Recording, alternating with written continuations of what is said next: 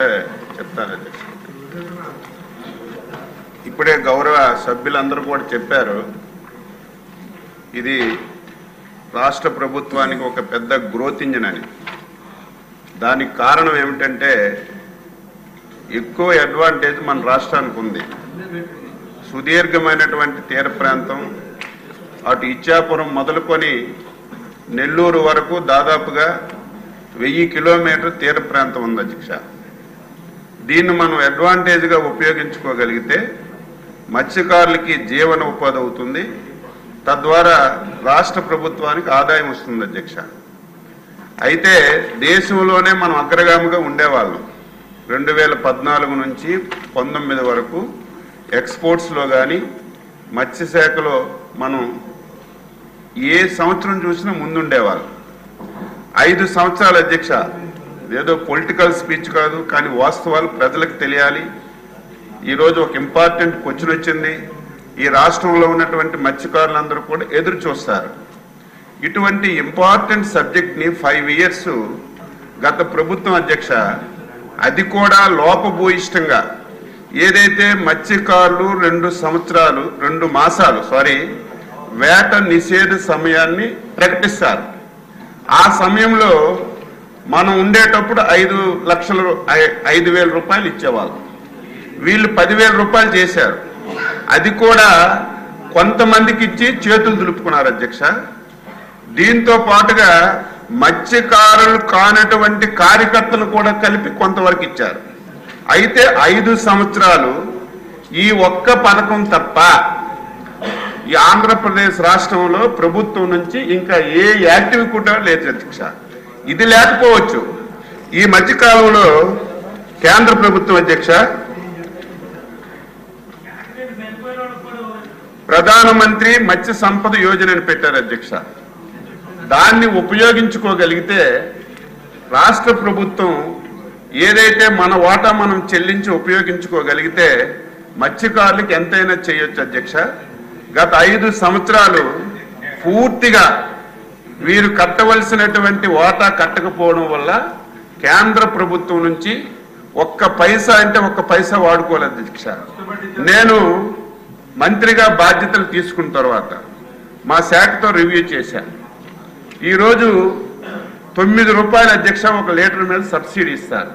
ఒక 20,000 బోట్లు ఉన్నాయి. ప్రతి సంవత్సరం కొన్ని యాడ్ అవుతుంటాయి.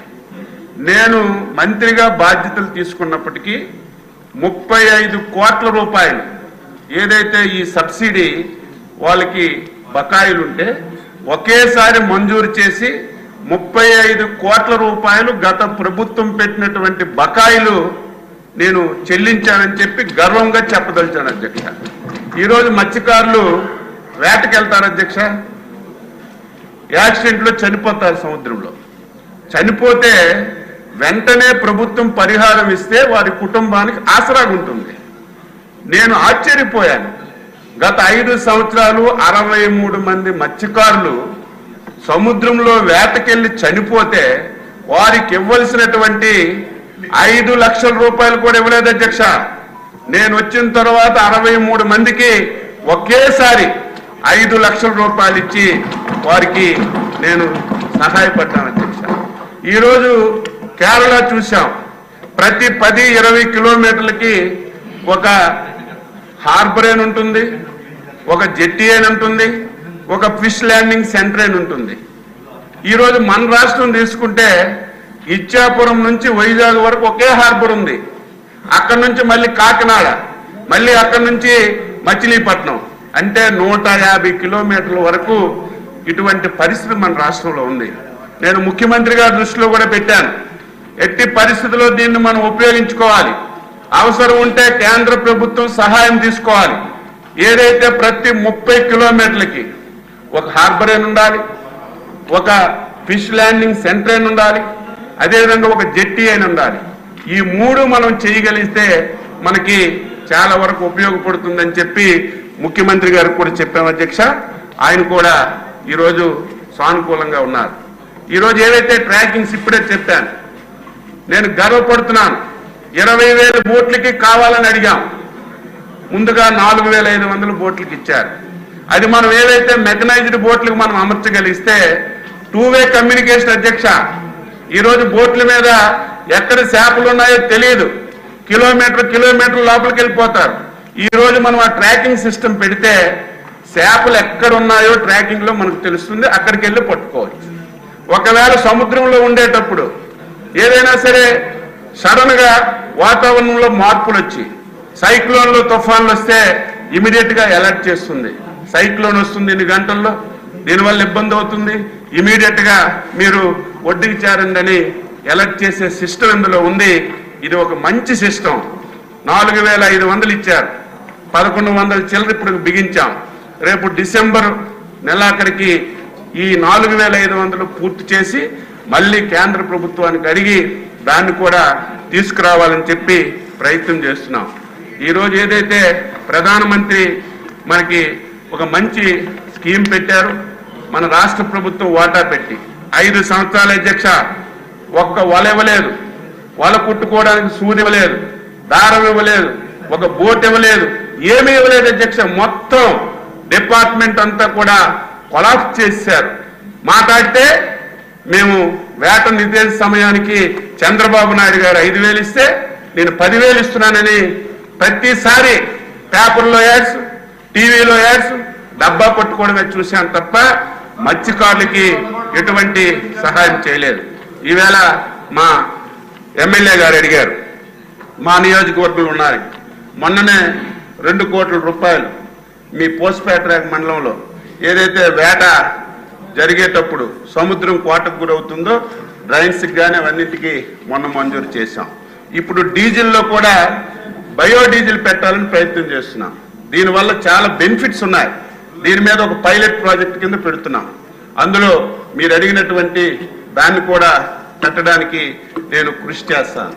ఈరోజు మీ దగ్గర కూడా ఒక జెట్టి కానీ ఫిష్ ల్యాండింగ్ సెంటర్ కానీ ఏదో ఒకటి ఉండవలసిన అవసరం ఉంది.